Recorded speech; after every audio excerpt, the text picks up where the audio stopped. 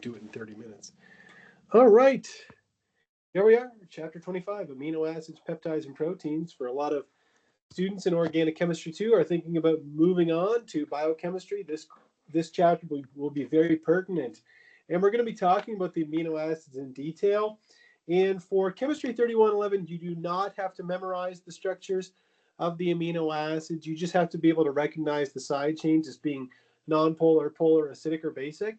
But in biochem, you'll have to know the structures, their 3-letter abbreviations, and their 1-letter abbreviations. So just put that bug in your ear. Anyhow, so things that you might want to review if you're a little rusty on them might be RNS. So the Kahn and Gold-Prelog rules are going to show up in this chapter, stereochemical configurations.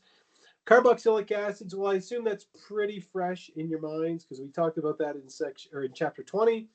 Same thing with nucleophilic acyl substitution and also properties of amines. These are all things that we covered in chemistry 3111, so I'm not too worried about that. Okay, and my students are very good at designating stereocenters as R or S. All right, so it says here proteins are amino acid polymers, and I'm sure you've all heard of amino acids because people talk about the high protein diet since the Atkins diet came out years ago. But an amino acid is nothing more than an organic molecule that possesses both a carboxylic acid group and amino group in the same compound. Now, the type of amino acids that we're going to be interested in this class are going to be what we call alpha amino acids. And the reason we call them alpha amino acids is this. If I just draw a bond line structure of what's shown here, we have our carboxyl group, okay? And then we have a carbon that has an R group attached to it. And then we have our amino group like this. Well, you know that the carbon next to the carboxyl carbon, this is called the alpha carbon. And so we have an amino group on the alpha carbon. And so we call this an alpha amino acid. There are many amino acids out there that aren't alpha amino acids, but these are the ones that we're going to be interested in. And we can do a condensation reaction between the carboxyl group, okay, and an amino group where we lose water and we form an amide bond. And so you notice that this bond here, this is an amide bond, right? If we zoom into the protein, this is an amide bond, this is an amide bond, so on and so forth. I mean, really the amide bond is this bond, this bond, this bond, so on and so forth. Those are the amide bonds. But protein is nothing more than a bunch of amino acids linked together, or alpha amino acids linked together by amide bonds, except for in this chapter, we don't call them amide bonds, we call them peptide bonds. So there you go. So alpha amino acids, like I said, these are the type of amino acids that we're mostly interested in chapter 25. We have our carboxyl group. We have the alpha carbon, which is this carbon here, and then we have an amino group attached to that alpha carbon right there. So we call that an alpha amino acid. Now, if you take a look at the alpha amino acid and you look at that alpha carbon, the one highlighted in green right here, okay, if you have an R group on here, so we know there's a hydrogen attached here as well, but we leave that out because this is a bond line structure. If you take a look at that carbon, as long as that R group is not a hydrogen, that would be a chiral carbon, okay? So it says here that all alpha amino acids, except for glycine, where the R group actually is a hydrogen, would be chiral, okay? So the alpha carbon is a chiral center, meaning this carbon is chiral as long as this R group is not hydrogen. If the R group is hydrogen, we have a name for that amino acid. I'll draw the structure right here. It would be this, okay? It would just be this. And the name of this amino acid is glycine, okay? It has no chiral carbon in it, but as long as you put a group here, then it becomes a chiral carbon. So when we talk about peptides, okay, a peptide is when you have a few amino acids linked together by amide bonds, and around, it says less than 40 or 50, so we call that a peptide, a short amino acid chain. So if we have 2 amino acids linked together, we call that a dipeptide. 3 would be a tripeptide, tetrapeptide, etc., etc. And then it says here, refers to a chain fewer than polypeptide, a chain fewer than 40 to 50 amino acids. So peptide, polypeptide, okay? Now, peptide bonds, again, a peptide bond, just to be sure, is nothing more than an amide bond, okay? But if you take amide bonds, okay, if you say I have an amide bond, okay, amide bond, a peptide bond is just a subclass, okay? Peptide bond. We'll put it in here. Okay. It's a class of amide bonds. Is all it is. It just refers specifically to an amide linkage. What? Between two amino acids. Okay. That's all it's referring to. So if we have a chain that's longer than a peptide or a polypeptide, that's when we're talking about a protein. And for my students who have studied biology, if you're wondering, are we going to talk about enzymes as well? The answer is absolutely. We're going to talk about enzymes in this chapter. So it says here that as far as amino acids go, there are 20 alpha amino acids that occur naturally, and we call those the naturally occurring amino acids. And how do they differ? Well, they differ by the identity of their side chains, okay? And if you remember the natural sugars, when we talked about natural sugars were the D sugars, okay? Well, it turns out that for amino acids, it's actually the opposite. Okay. If you compare alanine, which is an amino acid, with or serine, naturally occurring alanine or serine, these are both amino acids right here. If you compare them to glyceraldehyde, the amino group is on the same side as the hydroxyl as L-glyceraldehyde. So the naturally occurring sugars are the D sugars, but the naturally occurring amino acids are the L amino acids, okay? So stereochemistry resembles L sugars. So again, you look at L-glyceraldehyde, chiral carbon has the hydroxyl on the left. You look at naturally occurring amino acids, the chiral carbon has the amino group on the left-hand side. So L amino acids are natural, D sugars are natural. Okay, so now that we've got that down, I said there's 20 naturally occurring amino acids, okay? Now this number, you have to kind of take this with a grain of salt because there are technically more than 20, but there's 20 that are very common and that we're interested, okay? Are there others? Yes, there are a few others that are interesting as well, but mostly we're going to focus on these 20. And how do they all differ? Okay, the only way they differ is with their side chains, okay? And the side chain is just another name for the R group. Okay, so the R group is what differentiates the amino acids, right? You notice that the only difference, right? You notice that all of them have this, right? They all have this portion right here, okay? Glycine is the only one that doesn't have a chiral center, right? Because its R group is a hydrogen, so there's two hydrogens here, so it's achiral. But if we look at all the other amino acids, you can see the amino group is pointing out towards us. Anyhow, these are all L amino acids. So if we're talking about side chains that are nonpolar, we're talking about the amino acids that are on this slide right here. So if we look at glycine, its R group is just a hydrogen, nonpolar. If we look at alanine, its R group is a methyl group, nonpolar. And then if we look at valine, its side group or its R group is an isopropyl group. So it kind of looks like the letter V, right? So maybe you can remember valine that way. Now, besides knowing the structures of the amino acids, we also have a 3-letter abbreviation and a 1-letter abbreviation. You do not have to memorize the structures of the amino acids for this class. You do not have to memorize the 3-letter or the 1-letter abbreviations for this class. However, you will have to memorize them for your biochemistry class. So going back to nonpolar side chains, a hydrogen, a methyl, an isopropyl, okay? Here we have an isobutyl in our leucine amino acid. Isoleucine has a sec butyl group, and you notice that it does have a chiral carbon in it here. So you have two chiral atoms or two chiral carbons in the isoleucine molecule. Proline is an interesting amino acid. Why? Because it's the only one where the nitrogen is a secondary amine. Okay, all the others are primary amines. Anyhow, so the R group in proline ties the chiral carbon together with the nitrogen like this in a 5-membered ring. Phenylalanine, so if you take alanine, which just has a methyl, and you replace one of the hydrogens with a phenyl, then you get phenylalanine. So maybe it's a way you can remember that. And then tryptophan has this big old ring on here. And if you're wondering, what is this thing here? Well, that's actually a heterocycle. So if I draw the structure of this heterocycle, it looks like this. It has a name. This is called indole, okay? So this is indole. And if you're looking at it and saying, wait a second, why is this in the nonpolar section? There's hydrogen bonding here. because I have a nitrogen-hydrogen bond.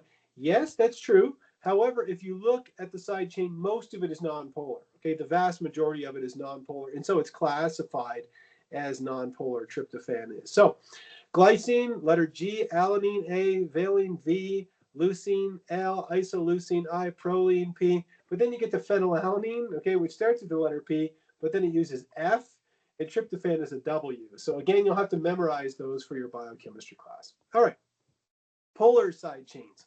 When we have a polar side chain, there's three possibilities.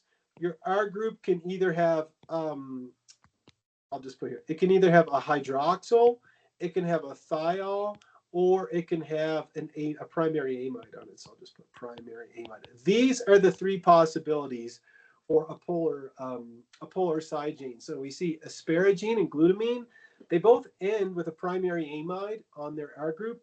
The difference is asparagine has one methylene and glutamine has um, two methylene groups like that. Then we have serine, threonine. Okay, they both have hydroxyls. Tyrosine, if you take phenylalanine and you put a hydroxyl group in the para position, you get tyrosine. And then cysteine, or cysteine, okay, is this one here, which has a thiol on the end, like that. Anyhow, some of the one-letter abbreviations here are kind of tough. So asparagine is the letter N. Glutamine is a Q. That one's always tough. Serine, S, not too bad. Threonine is a T. Tyrosine, a Y. Students usually remember that pretty well. And cysteine is a letter C. Then we get into basic and acidic side chains. Well, if you know asparagine and glutamine, so if you go back here to asparagine and glutamine, if you replace the amino group with a hydroxyl, you get aspartic acid. If you do it here, you get glutamic acid. So students are usually good at memorizing those. So aspartic acid has a carboxylic acid, glutamic acid has a carboxylic acid. So obviously those are acidic side chains. Then for basic side chains, we have arginine, histidine, which has an imidazole. So this five-membered ring is called imidazole. So arginine, histidine, and then we have lysine. So lysine, one of the things you want to remember here is it's the only one that has 1, 2, 3, 4 methylenes until you get the amino group in the end. Anyhow, aspartic acid is D, tough to remember. Glutamic acid is E, also tough to remember. Arginine is R, histidine is H, and then lysine is K. I didn't go over the three-letter abbreviations. Those are usually relatively straightforward. Again, you don't have to memorize them, but as a Chemistry 3111 student, you have to be able to recognize these side chains as acidic, these ones as basic, these ones as polar, the ones highlighted in green, and these ones as non-polar, the ones highlighted in green here, and tryptophan as well, okay? Don't be fooled by tryptophan. All right, so out of the amino acids, the 20 amino acids that are naturally occurring, it turns out that we have to get 10 amino acids from our diet. We can't make them. Our bodies can make 10 of the amino acids, but there's 10 that we can't make. So where do we get them? Well, if you're a meat eater, then you get them from essential protein. And essential protein is protein that contains all amino acids. So things like meat, fish, eggs, milk, okay, those have all the necessary amino acids in them. If you're a vegetarian or vegan and you're not eating anything that comes from meat or fish or milk or eggs, then it says here, there's no single plant source that contains all of the essential amino acids. So if you make something like succotash, it's a mixture of corn and rice, and corn is missing a couple amino acids, but then rice will make up for those amino acids that are missing. Now, don't throw anything at me and don't get angry at me. This comes from the textbook, but I'm pretty sure that there is complete protein in soy. So if there's no, and we'll put here soy with a question mark. So don't argue or don't get upset with me, okay? Because I'm pretty sure that soy is plant-based, obviously, but it is a complete protein, okay? So there is a plant form that is complete protein. Anyhow, like I said, besides those 20 naturally occurring amino acids, there are other naturally occurring amino acids that don't make the list of the 20, like GABA here, which is gamma aminobutyric acid. It's a neurotransmitter. Thyroxine is a hormone. You can see it has an amino and an acid group in it. Again, it's not found in the list of the 20.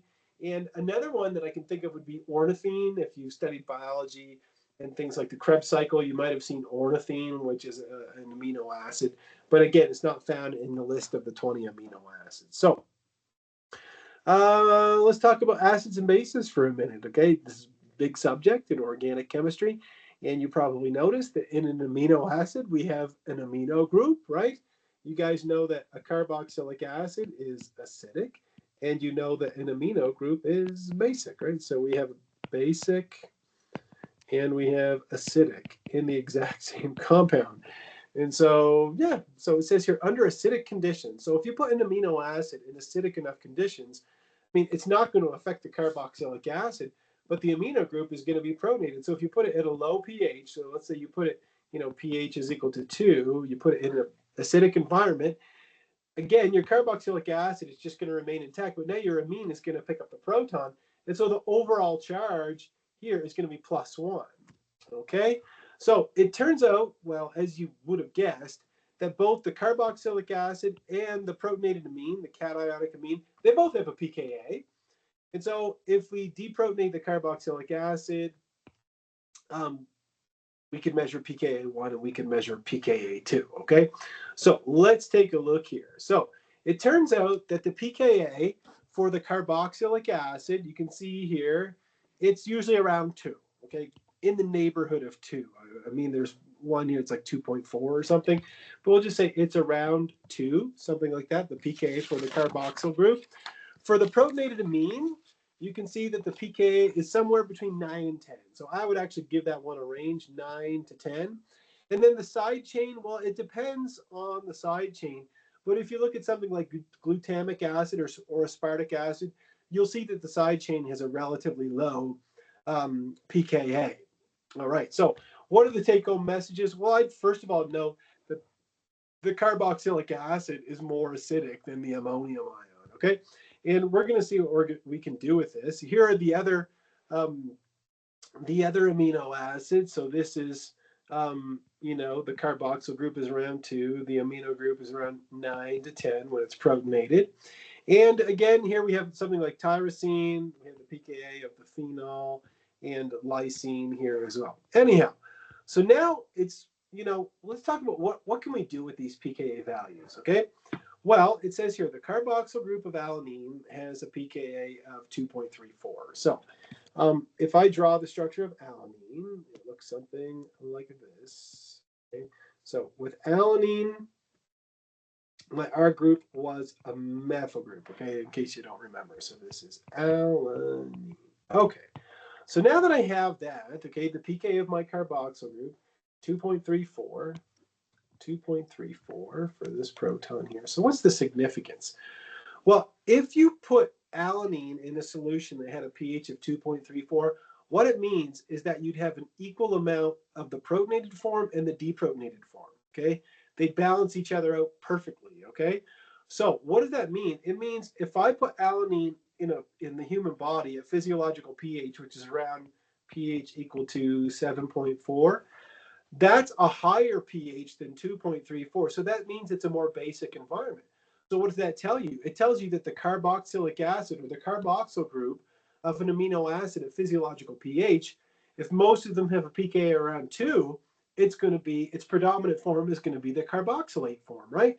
So repeating myself, if I'm in a higher pH, okay, which I am at physiological pH than around 2, it means my carboxyl group is going to be deprotonated, and the carboxylate form is what is going to be predominating. All right, so now that we've got that, it says here, if that's true, okay, so my carboxyl groups have a pK of around 2, and if my protonated amine has a pK of 9 to 10, well, physiological pH is somewhere in the middle, okay? Its pH is equal to 7.4. So it's more basic than the carboxyl group, and so at physiological pH, it's going to be deprotonated, but it's more acidic than the pK of the protonated amine, and so therefore it's going to be protonated. So what does that tell you? It tells you that physiological pH, your amino acid is going to exist as a Zwitter ion. The amine is going to be protonated, as you see here in this slide, and the carboxyl group is going to be deprotonated, as you see here on this slide. Give me a thumbs up if you're with me on the concept here. The physiological pH is in between the pKa of the protonated amine and the carboxylic acid. Okay, cool. So what else does that mean? It means that if that amino acids are amphoteric, they can function as an acid or a base depending on the situation, right? If I have an amino acid at physiological pH, it's a Zwitter ion. If I put it in a strong base, the strong base is going to be able to rip a proton off of the protonated amine. Okay, if I put it in a strong acid, it's going to protonate the carboxyl group. Either way, it can act as an acid or a base.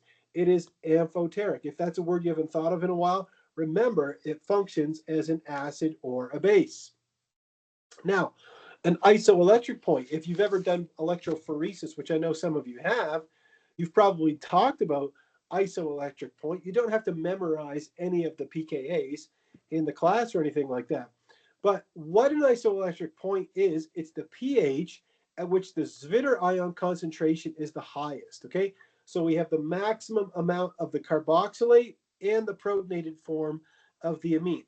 How do we calculate an isoelectric point? What we do is this. It says if you have an amino acid that does not, okay, without an acidic or basic side group, so that means if it's polar, say simply average the two pKa values. If our group is polar or non-polar, so not the acidic or basic ones, all you do is take the two pKa's and you take the average of them.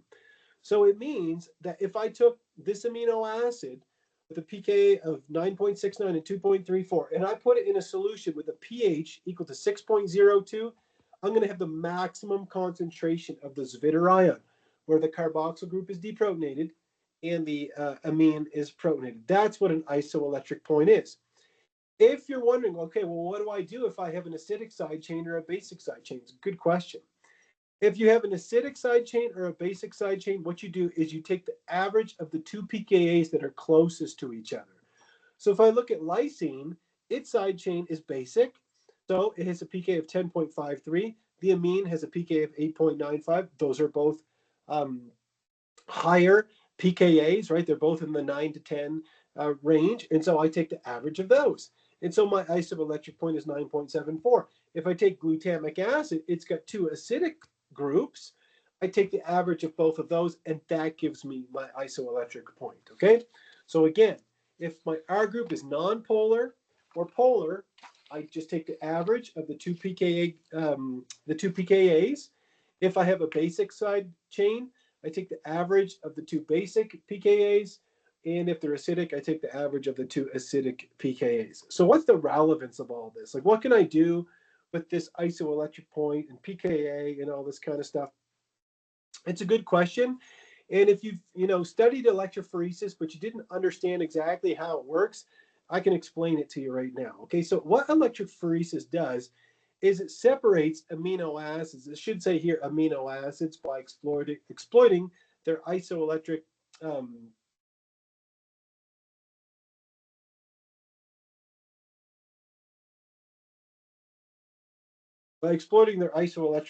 values. Anyhow, so it says here, if your isoelectric point is greater than the pH, so that means your pH is more acidic than the isoelectric point, that means you're going to have more, the amino acid is going to be cationic because it's going to be protonated. If your isoelectric point is lower, or sorry, if your pH is greater than the isoelectric point, then it's going to be more basic. So your amino acid is going to be anionic. So let's say we had a mixture of these three amino acids, okay? We have lysine, which is basic, okay? It has a basic side chain. We have glutamic acid, which has an acidic side chain. And then we have alanine, which has a non-polar side chain. And you can see their isoelectric points here, 6.02, 9.7, and 3.22, respectively. So if I put them in a pH of 6, okay, let's think about it. The pH of 6 is pretty close to the isoelectric point of alanine. So when I put a charge at the negative terminal and the positive terminal here, the alanine isn't really going to move because it's Zwitter ion, right? It's going to be neutral, okay? Whereas my glutamic acid, if I'm at a pH of 6, it's higher than the isoelectric point of glutamic acid. And so it's going to exist in its deprotonated form, right? It's going to have a negative charge. And therefore, when I apply electricity to the cathode and the anode, it's going to migrate towards the anode, right? It's going to be attracted to the positive charge at the anode. Whereas my lysine, if it's basic, I'm in a more acidic pH, it's going to be protonated, so it's going to have a positive charge, and it's going to migrate towards the cathode. So that's the rationale behind electrophoresis. It can't be used to separate amino acids on like the gram scale or anything, but small amounts of amino acids can be separated this way. So that's what electrophoresis is essentially. Now, again, like I said, electrophoresis can't be used to separate large amounts. It's kind of an analytical technique, only used to separate small, very small amounts of amino acids. There we go. So it says here amino acids are generally colorless. There's amino acids that come out in your sweat. So if you look at your skin, which is sweating, your fingers or whatever, you don't see any color on there. So like I said, amino acids are generally colorless, but they can be stained using a ninhydrin stain, and it gives a purple color. So if you've ever stained an electrophoresis plate and you've seen that purple color and you're wondering where does it come from, it doesn't come from the amino acid itself.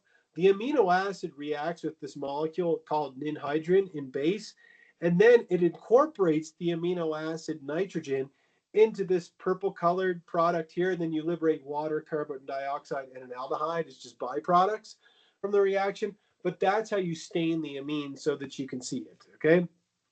Now, let's try a practice problem here. Let's try something different here. So we have a few practice problems here. It says, although most naturally occurring proteins are made up of only L amino acids, proteins isolated from bacteria will sometimes contain D amino acids. Draw Fisher projections for D-alanine and D-valine. In each case, assign the configuration as R or S. Okay, so I'll kind of coach you on this one. We'll start by drawing L-alanine and so let's go back here and let's go to our list of amino acids. So if I can find it. Where was it? L-alanine. Jeepers. All right, there we go. Nothing to it. So this is the L form of alanine. So I'm just going to draw it here, and then I'll copy it and paste it in. So here's our L-alanine. This looks something like.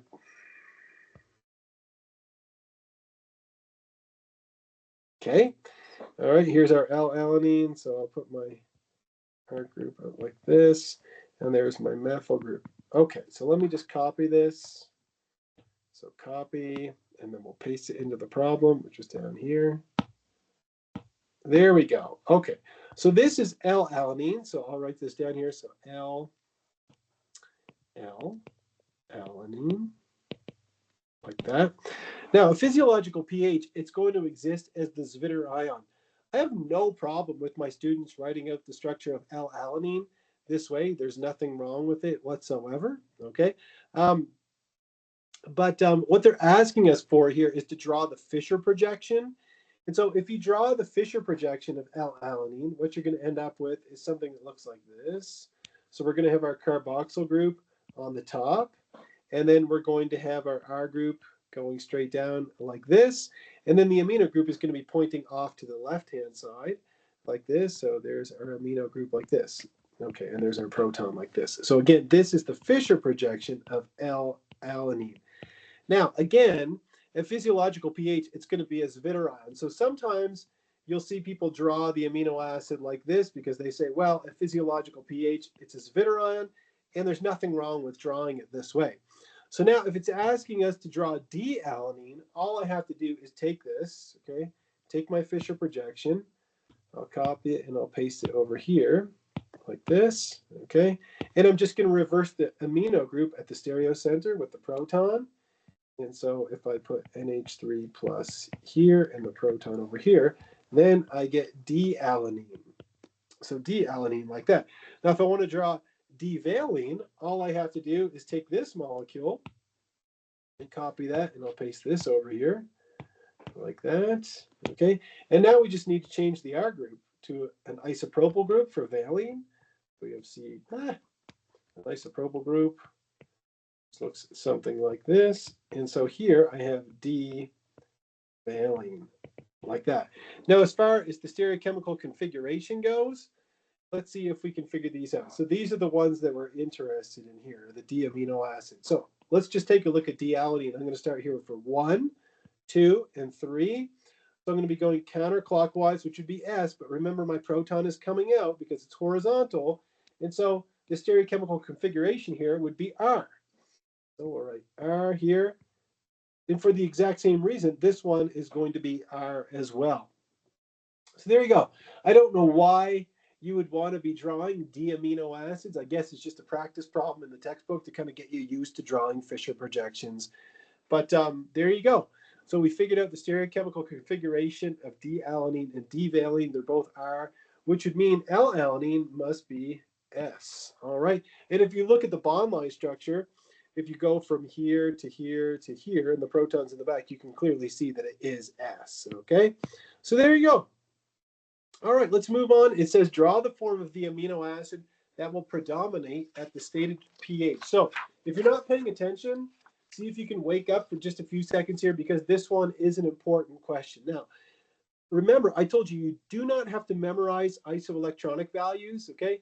Isoelectric points, if you, pKa's, if you need them, I'll give them to you, okay? So I've written down the pKa of the carboxyl group and the protonated amine of alanine. So I'll scribble that down here. So my carboxyl group in alanine has a pKa that's equal to 2.34. And my cationic amine or protonated amine, whatever you want to call it, that has a pKa that is equal to 9.69. So if I'm at a pH of 10, that means I'm in a more basic environment than both of these pKa's. So what form is going to predominate? Well, if I draw my alpha amino acid, okay, so it's going to look something like this, where my acid is going to be deprotonated because I'm in a more basic environment. And then my amine is also going to be deprotonated because I'm in a more basic environment. All right, so now let's try the same thing with proline. Proline's carboxyl group has a pKa that's 1.99. Its amino group, when it's protonated, so it's just, since it's a secondary amine, I'll put something like this, and we'll put 2 protons and positive charge like that. It has a pKa of 10.60, 10.60. So now I'm at a pKa that's more basic than my carboxyl group, but it's more acidic than my secondary amine. So when I draw the structure of proline, I'm going to make sure that my carboxyl group is deprotonated, but then when I put my ring together for my proline, like this, I'll leave my amino group as protonated. So it's the Zwitterion form that's going to predominate. And then for glutamic acid, it has 3 pKa's. So we'll put here the carboxyl group has a pKa that is 2.19. And these are all listed in your textbook. Every one of these pKa's can be found in the textbook. For the amino group, it is it's 9.67, 9.67. And then I'll just write here side chain. The side chain, which is also acidic, obviously glutamic acid, it's 4.25. So let's see here.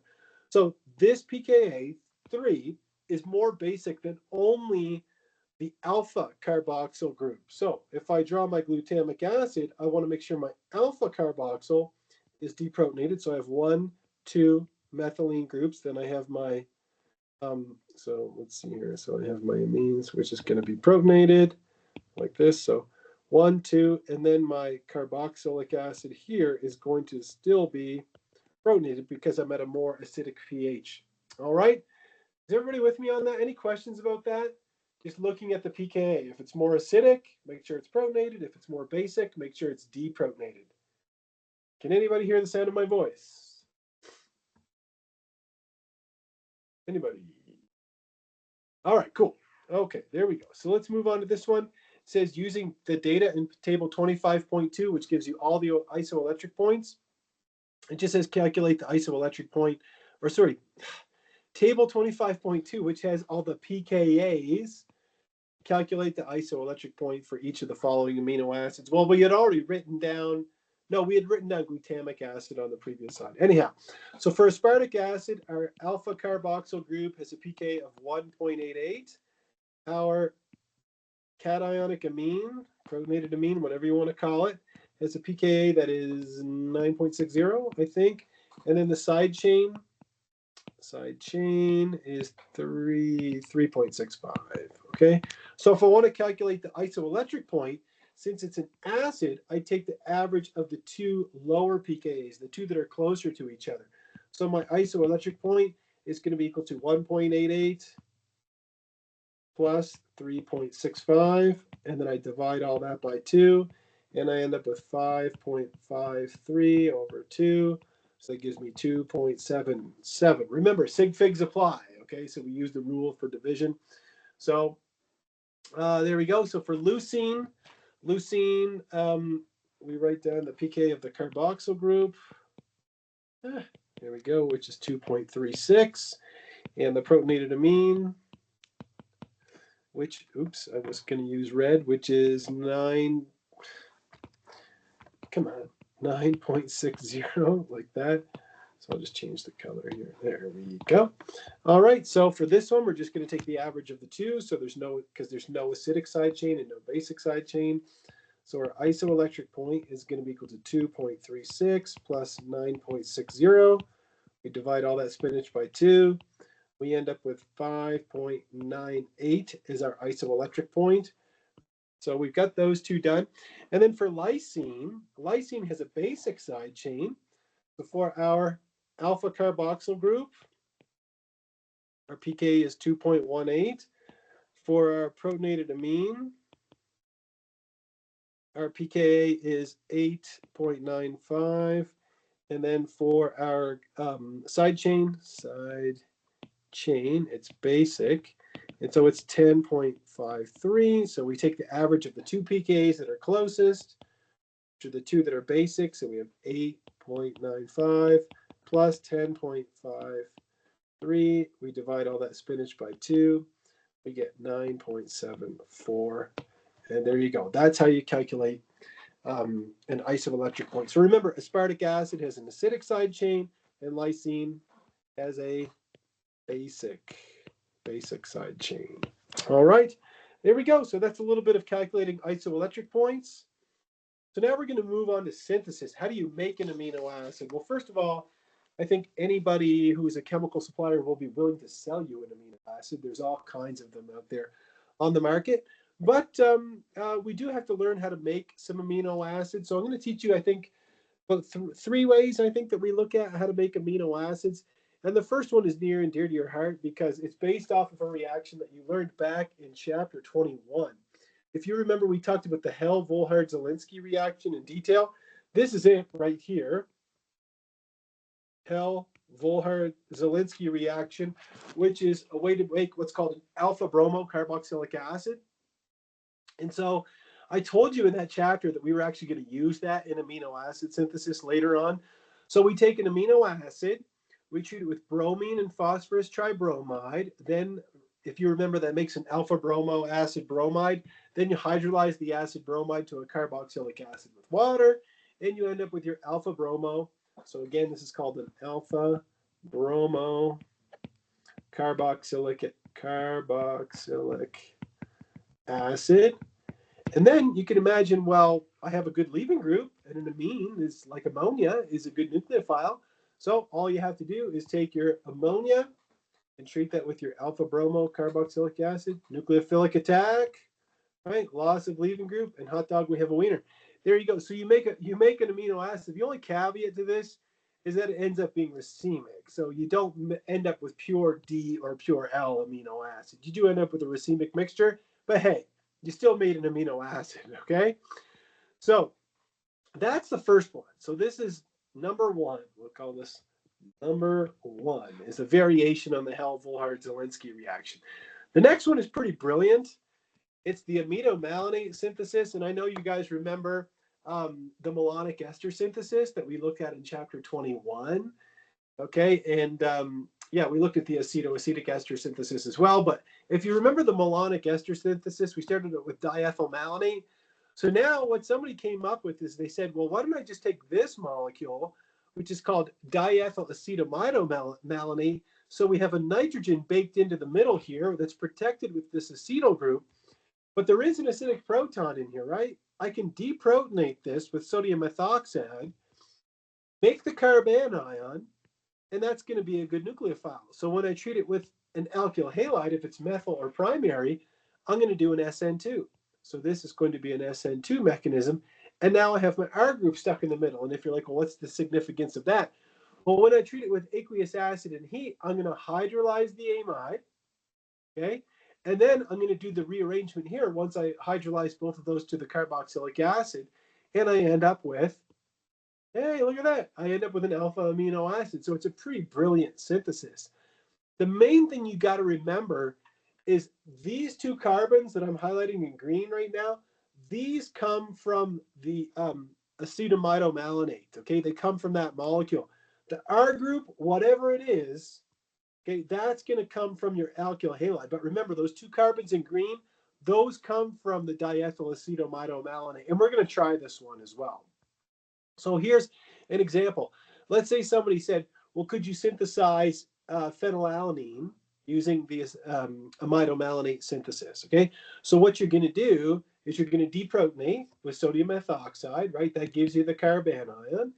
And then it's going to do an SN2. So you do, where's my lone pair? It's going to do an SN2 on your alkyl halide. In this case, they use benzyl bromide, right? Because you need a CH2 and you need the aromatic ring. Remember, these two carbons, I'll highlight them in green again, okay? These two carbons come from the amidomalonate molecule. So then in the end, once you make this intermediate, you just hit the whole thing with aqueous acid, cook it up, and it hydrolyzes everything, okay? And it rearranges, loses CO2 and whatnot to give you the amino acid. But again, the caveat here is that it ends up being racemic, but hey, again, you still made an amino acid, and alkyl halides are abundant and cheap. So that's number 2. So this is still number 2. And then the last one is the Streca. Okay, it's the Strecker synthesis. And this one is also pretty brilliant. Okay, I wish I'd come up with this. So in this one, you use an aldehyde. Instead of an alkyl halide, you'd have an aldehyde. You treat it with ammonium chloride and sodium cyanide, and you end up with what's called an alpha amino nitrile. So here's your carbon, alpha amino nitrile. Now you guys know you can hydrolyze a nitrile, right? If you take a nitrile and you cook it up in aqueous acid, okay, you know that it gets converted into a carboxylic acid. And so once you've made that alpha amino nitrile, all you have to do is heat it up in acid, and you end up forming an alpha amino acid.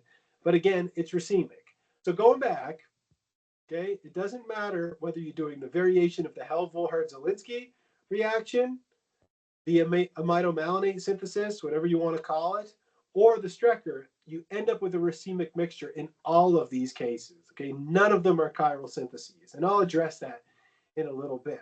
Okay, so overall, what's the Strecker synthesis? So again, this is number 3, the Strecker.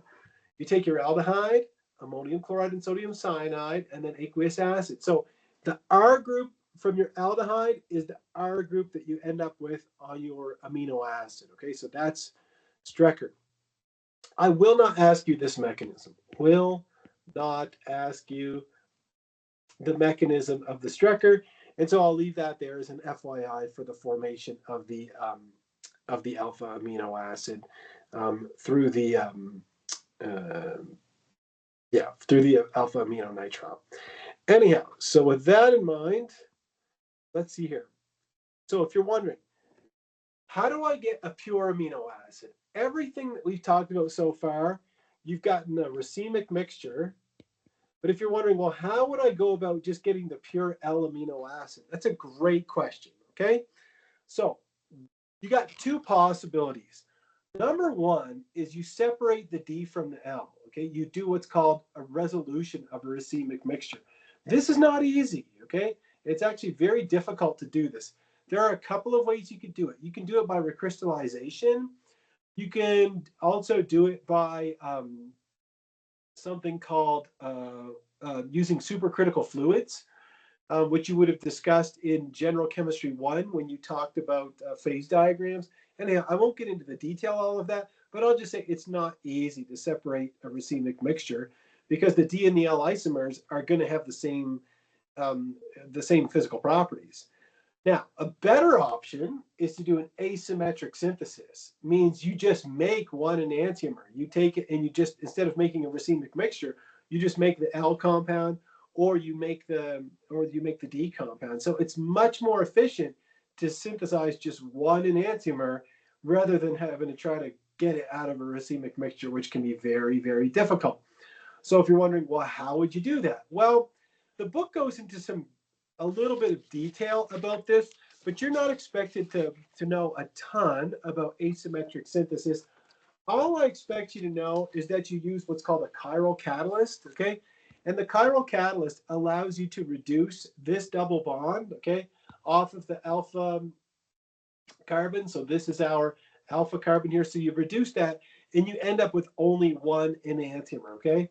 So just that's all you need to know. There's no mechanism or anything like that.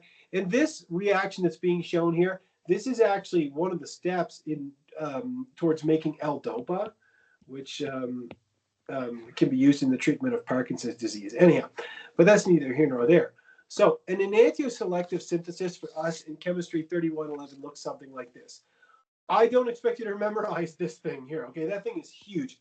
All I expect you to say is this is called a chiral catalyst, and it has no chiral carbons, but it's a chiral compound, and I won't get into the details of that right now. But all you end up doing is taking your N-acetyl protected amino acid, and you have the double bond here off of the alpha carbon. You use hydrogen and a chiral catalyst, and you end up reducing so that you end up with this stereoisomer. So if you go 1, 2, 3, we go S, and so we end up with the R stereochemistry like that. Okay, for something like phenylalanine. So we actually end up making the unnatural amino acid. And again, I don't expect you to memorize the name of this humongous catalyst here. So with that in mind, let's try a couple more practice problems. So you'll see the 25.13 deals with the Hell-Volhard-Zelinsky. 25.13 also deals with the Hell-Volhard-Zelinsky. 25.14 involves the amidomalonate synthesis. This one as well, 25.15, involves the amidomalonate synthesis. 25.17 involves the Strecker synthesis, and 25.18 also involves the Strecker. Okay, it doesn't say it on here, but you have the alpha aminonitrile, so that's the Strecker as well. And then this one here involves asymmetric catalytic hydrogenation, so using a chiral catalyst. And so there's quite a few questions before we get to section 25.4. So let's back up here. And